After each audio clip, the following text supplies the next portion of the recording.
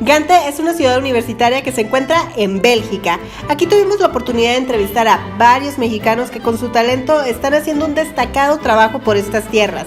Este es el caso de Pablo Ortiz, un músico que ahora vive en Gante y forma parte del legendario grupo Fleirk, reconocido por la calidad de sus músicos, y que aquí nos va a explicar cómo las matemáticas son muy importantes en la música. Yo realicé estudios de composición, de composición clásica en el conservatorio, y tuve la suerte de tener un excelente profesor que era mi profesor de acústica. Acústica era una de las disciplinas o de las materias que se tenían que estudiar en el plan de estudios, y sin embargo nos desarmó a todos al llegar a la primera clase, porque nos preguntó, bueno, ustedes trabajan todos los días, y entonces yo quiero hacer una pregunta muy elemental aquí. Entonces se paró en medio de la clase y preguntó, bueno, ¿quién de ustedes puede decirme qué es el sonido? Y la verdad es que muy pocos sabíamos qué responder. Me acuerdo que en ese momento me preocupó porque me di cuenta que entonces quería decir que nos faltaba algo en el proceso educativo, nos faltaba un fundamento. Básicamente cuando hablamos de sonido hablamos de vibración, pero básicamente se refiere a la vibración de los cuerpos, al movimiento de los cuerpos, y de ahí es de donde proviene, es el punto de arranque de donde viene después toda la teoría musical, ¿no? Pitágoras, uno de los descubrimientos más importantes que él hizo fue al trabajar con cuerdas. Él descubrió la relación proporcional y matemática que había entre la frecuencia de vibración de las cuerdas y cómo se afectaba esa frecuencia conforme a los segmentos de la cuerda que él iba tomando. Después de varios experimentos, Pitágoras desarrolló las leyes de los intervalos musicales regulares. Pero para no complicarnos, recordemos al Pato Donald. Tócalo. Ahora divídelo en dos. Tócalo otra vez. ¿Te das cuenta? Es el mismo tono, pero una octava más alta. Vuelve a dividir la sección. Y la siguiente. Pitágoras descubrió que la octava tenía una proporción o radio de 2:1.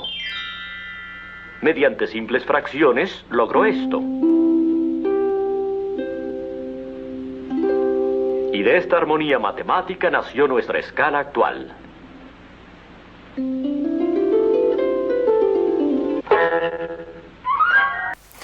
Y bueno, el desarrollo de toda esta teoría, por supuesto, da para mucho, pero uno de los elementos muy interesantes que surgen a partir de la teoría de Pitágoras es que es lo que nosotros llamamos el temperamento.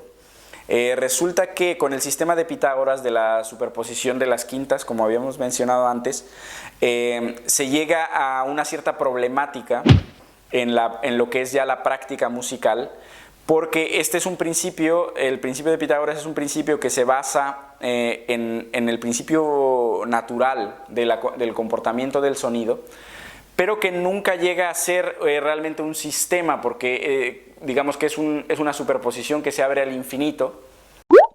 Partiendo de la nota Do, vamos superponiendo quintas, hasta llegar a un punto en el que en teoría deberíamos regresar al punto de partida, sino que es un poquitito más alta, porque esa es la manera como se comporta en la naturaleza. No es la imagen de un círculo propiamente, sino que nos da la imagen de una espiral, que si siguiéramos haciéndolo y dando vueltas en él, pues seguiría alejándose cada vez más, lo cual hacía la música muy impracticable. En términos prácticos era algo muy complejo.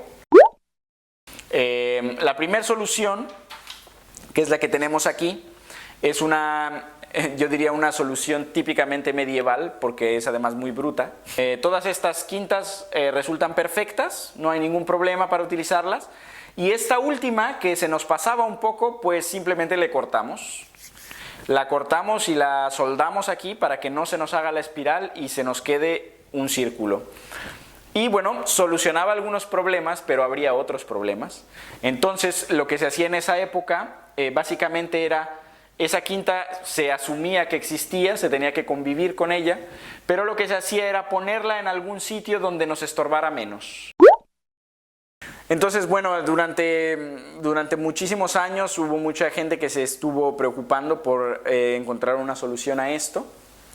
Y finalmente, bueno, después de diferentes sistemas que se probaron y muchas propuestas diferentes, se llegó al sistema que tenemos hoy, que es lo que nosotros llamamos el temperamento igual. El temperamento se refiere a esta solución de cómo temperar el sistema de manera que pueda ser todo utilizable y movernos libremente por todo él. Pero claro, había que sacrificar algo. En este caso, lo que sacrificamos es la afinación perfecta de todas las quintas, pero en razón de que ese pequeño fragmento que teníamos de sobra, que era la coma pitagórica, lo que hacemos es repartirla.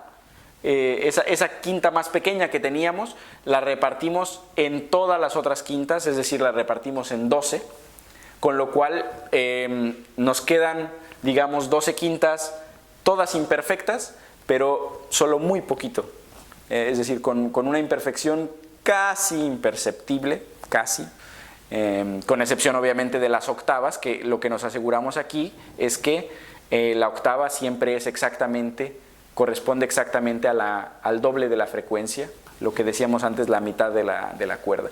Y entonces, por ejemplo, esto que yo he dicho aquí en solo unos cuantos minutos, a la humanidad le ha tomado siglos. En cambio, hay principios matemáticos detrás que son fundamentales para poder ejecutar la música, sea el género que nos guste o sea lo que sea que escuchemos hoy en día. Esto es lo que está detrás, ¿no? Si tuviera que dar un consejo para los jóvenes, la verdad es que yo no soy muy bueno dando consejos, pero si tuviera que dar uno a los jóvenes que se encuentran ahora estudiando y preparándose para cualquier disciplina, por un lado, bueno, yo les diría que lo más importante quizá es cultivar la curiosidad. Yo creo que la curiosidad es algo de lo más importante, es lo que nos lleva a interesarnos por las cosas a profundidad, más allá de obtener un cierto éxito material o social o todo eso. Creo que es importante que la gente se dedique a sus profesiones por verdadero amor al conocimiento de las disciplinas, más allá de por buscar un salario o ponerse al servicio de esta o aquella empresa o de esta o aquella organización. Y no tenerle miedo a las matemáticas, porque a final de cuentas es mejor hacer las paces con ellas, porque de una forma u otra terminamos encontrándonoslas, tratar de mirarlas también con amor. Curiosamente, la palabra estudiar, que viene del latín etudiare, no significa encerrarse en una casa con un libro. Estudiare del latín significa exactamente y literalmente significa mirar con amor.